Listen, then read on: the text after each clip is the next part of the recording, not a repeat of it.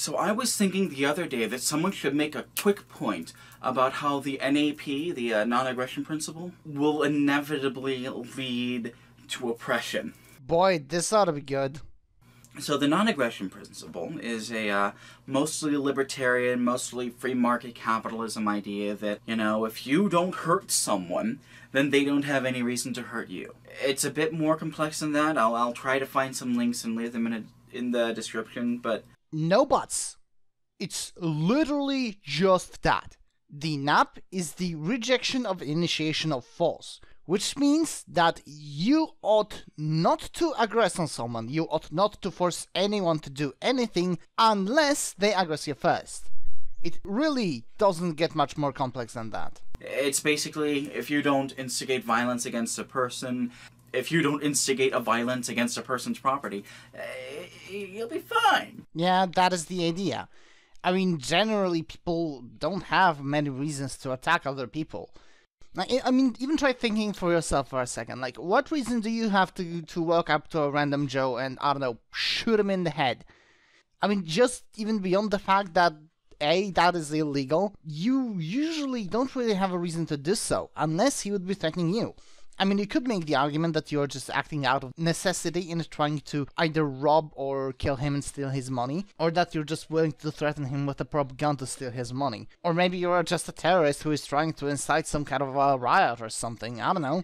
In the modern world, violence is basically unnecessary. Sure, you will sometimes be attacked because not many people think like that, but just because you follow the non-aggression principle, i.e. the rejection of initiation of force, that doesn't mean you forfeit all violence. That doesn't mean you forfeit all the rights you have to defend yourself. Even if you follow the NAP, you are still allowed to have a gun. You are just not allowed to point it at anyone who isn't threatening you. And that means that if, I don't know, the jihadists come and try to kill you, if some random mugger tries to stab you in the gut, if the police suddenly declare all, I don't know, Democrats, Republicans, whatever group you decide to oppress, that still means that the Napas have their guns, and they will resist the violence. So let's say that you have a very wealthy person, because we have very wealthy people in the world now. Let's say this very wealthy person wants to buy some land from another person, and does that. All good so far? Let's also say that there are people living on that land that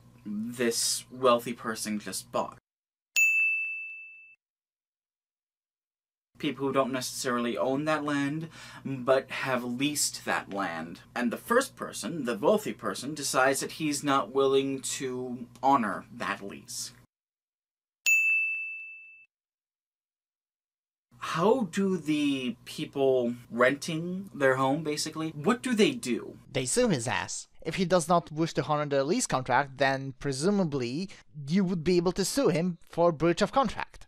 And presumably these contracts, if you're at any all smart, would have some kind of a forward warning clause or some other kind of guarantee that would give these people at least a month or two, or perhaps even 3, to find another different kind of accommodation if they are to be evicted due to a change of whoever is owning the land at the moment. If that person does not wish to honor these leases and just evict them immediately, that would most definitely be grounds for lawsuit. So even if the NAP is broken in this case by the breach of contract, there is a way these people can get some restitution.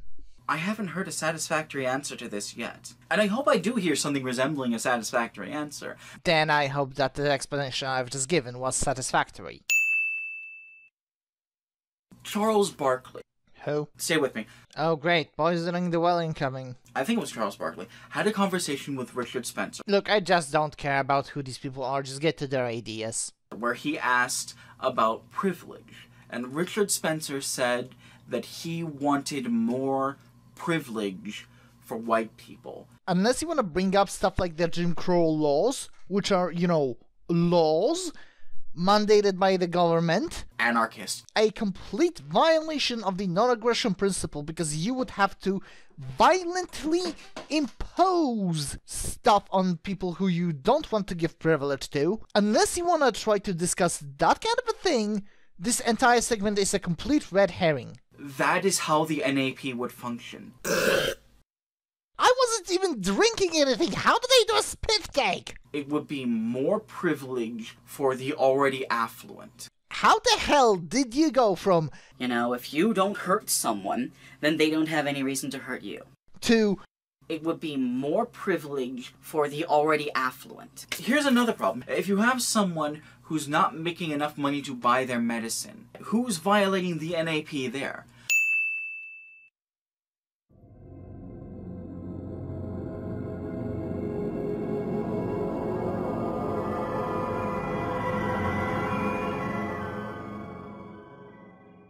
Because that person is being harmed. that still doesn't violate the non-aggression principle. Just because you trip over your own feet, it doesn't mean that somebody assaulted you. And some people would say, oh, they're being harmed by their decisions because they've made bad decisions. But that's not necessarily true. If someone is born with a debilitating illness and can't find work or can't find steady work, doesn't society owe that person some sort of recourse? No, not really, it doesn't. But here's the thing. You feel as though it should. That shows that you have compassion. All you would have to do is find a compassionate person who does have the means to do it, who does have the things to donate, who does have the method of helping, and just ask them to help. Most of these libertarian, fake anarchist capitalist people would say that people at least deserve to live. People own their bodies.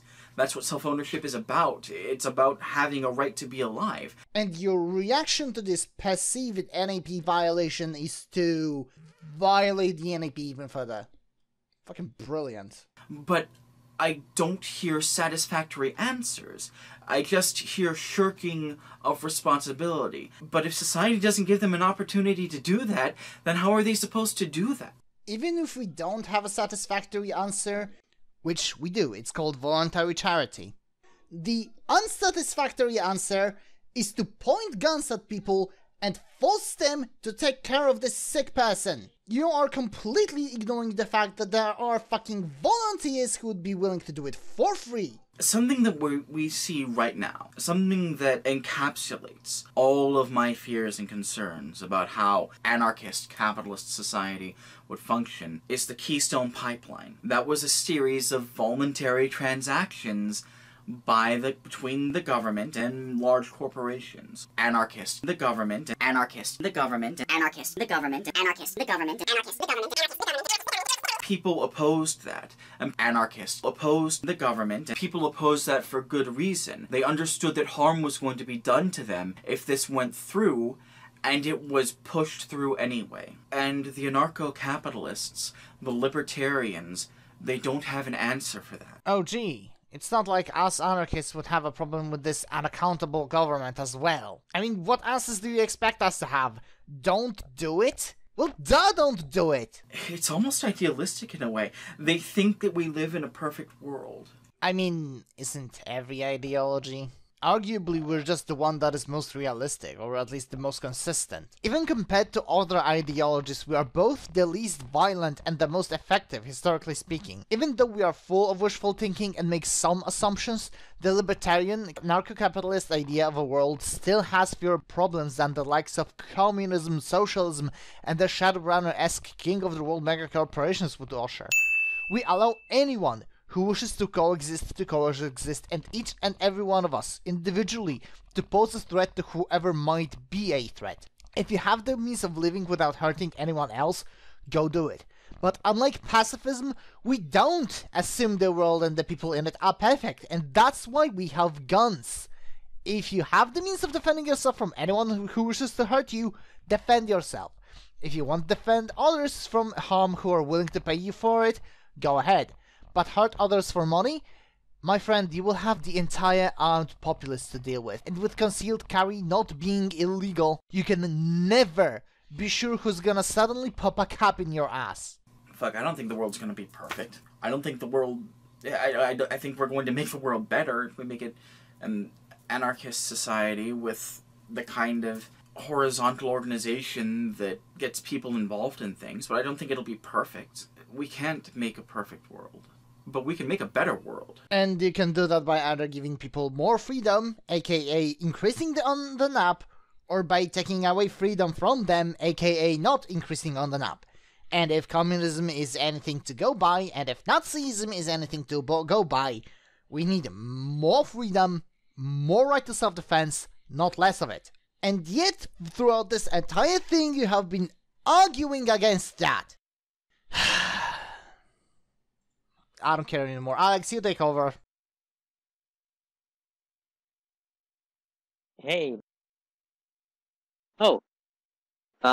My battery seems to be running low. Uh-oh. So, I think I'll leave it at that. I might follow up on this later. Are you freaking serious? And now I'm going to stop the video here. How do you have any manners, Mick? That's so stupid. There's barely enough video in if this was your video. Just get robot voice thingy, ugly pixel art, and ramble on and on about cookies. I bet I'm not even getting paid for this. I'm out of here.